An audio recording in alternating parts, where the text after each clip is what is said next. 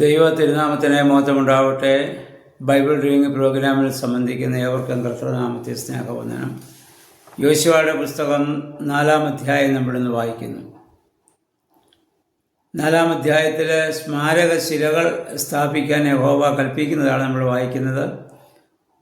ഇന്നലെ കണ്ട് ഇസ്രായേൽ ജനം യോർദാൻ കടന്ന് അക്കരെ കടന്നുകൊണ്ടിരിക്കുകയാണ്.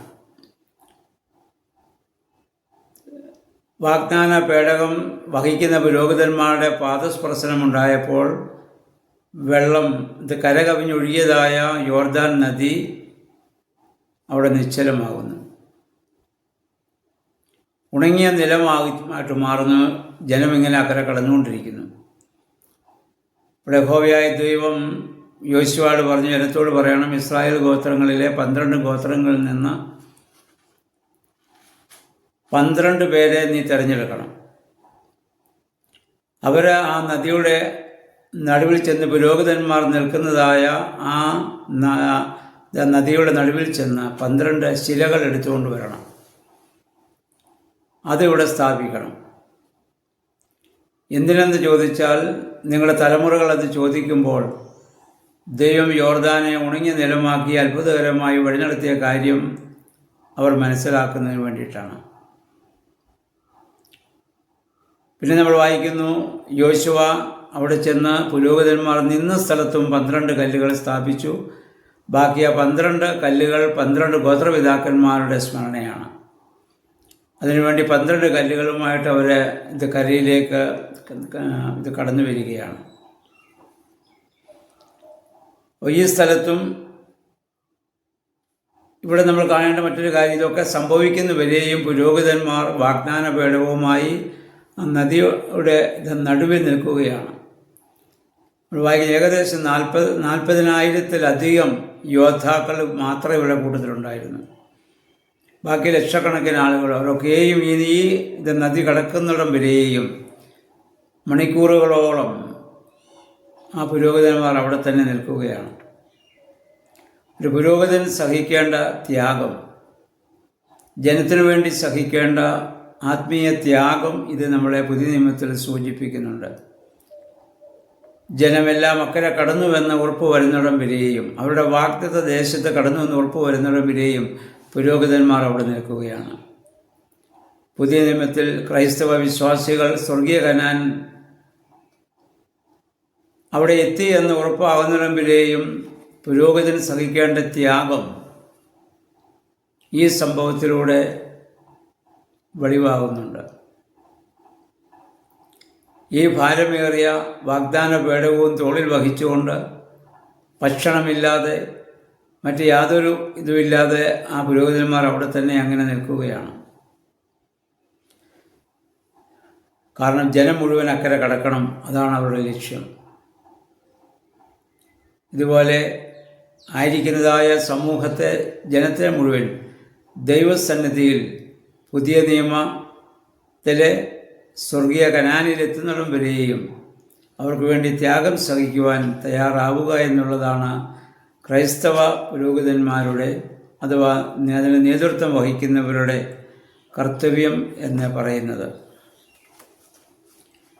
എന്നിട്ട് നമ്മൾ വായിക്കുന്നു, ഈ സംഭവത്തിലൂടെ യഹോവയായ ദൈവം യോശുവയെ മോശയെ ബഹുമാനിച്ചതുപോലെ ബഹുമാനിക്കുകയും യോശുവയെ ജനങ്ങളുടെ മുൻപാകെ ഉയർത്തുകയും സാക്ഷ്യമുള്ളവനാക്കി തീർക്കുകയും ചെയ്തു.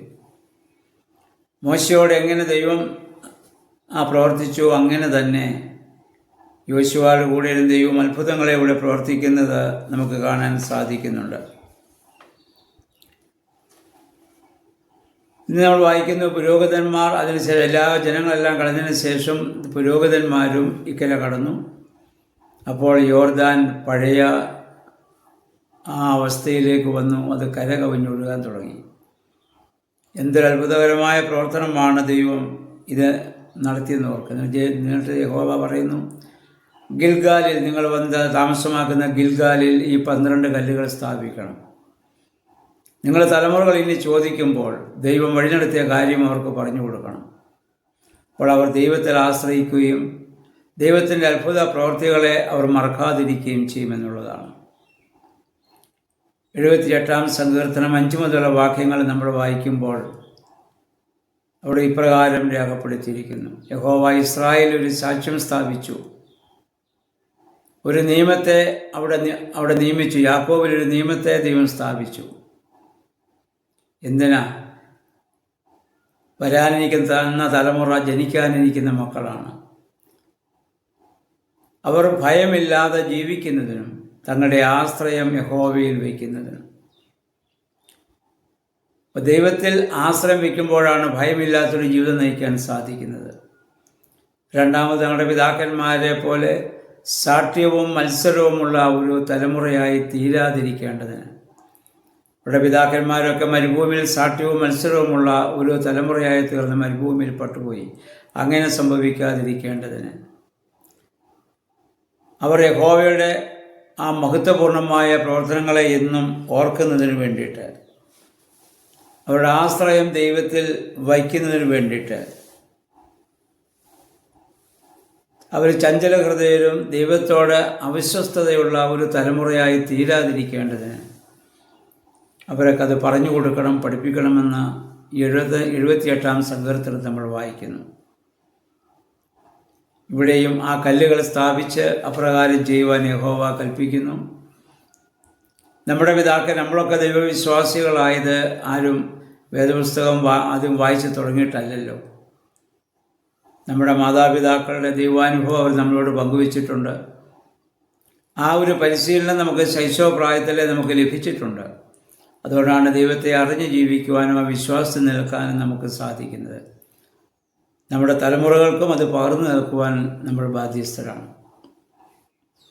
നമുക്കറിയാം, ഇന്ന് വേദപുസ്തകം മനുഷ്യരുടെ കയ്യിൽ കിട്ടിയിട്ട് 100-150 വർഷങ്ങളെ ആയിട്ടുള്ളൂ. അതിനു മുൻപ് എങ്ങനെയാണ് ജനങ്ങളെല്ലാം വിശ്വാസത്തിൽ നിലനിന്നത്? മാതാപിതാക്കൾ നൽകിയ സാക്ഷ്യത്തിലൂടെയാണ്, അവരുടെ ജീവിതം കണ്ടുകൊണ്ടാണ്, അവരുടെ പ്രവൃത്തികളെ അനുകരിച്ചുകൊണ്ടാണ്. അപ്രകാരം അനുഗ്രഹിക്കപ്പെട്ട തലമുറ ഈ ഭൂമിയിലുണ്ടാകുന്നതിന് വേണ്ടി നമുക്ക് സാക്ഷ്യമുള്ള ജീവിതം നയിക്കുവാനിടയാകണം. ദൈവത്തിൽ ആശ്രയം വയ്ക്കണം. ദൈവമേ, പരിശുദ്ധാത്മാവേ, അതിന് ശക്തീകരിക്കണമെന്ന് നമുക്ക് പ്രാർത്ഥിക്കാം. ദൈവം അതിന് നമ്മെ സഹായിക്കുമാറാകട്ടെ.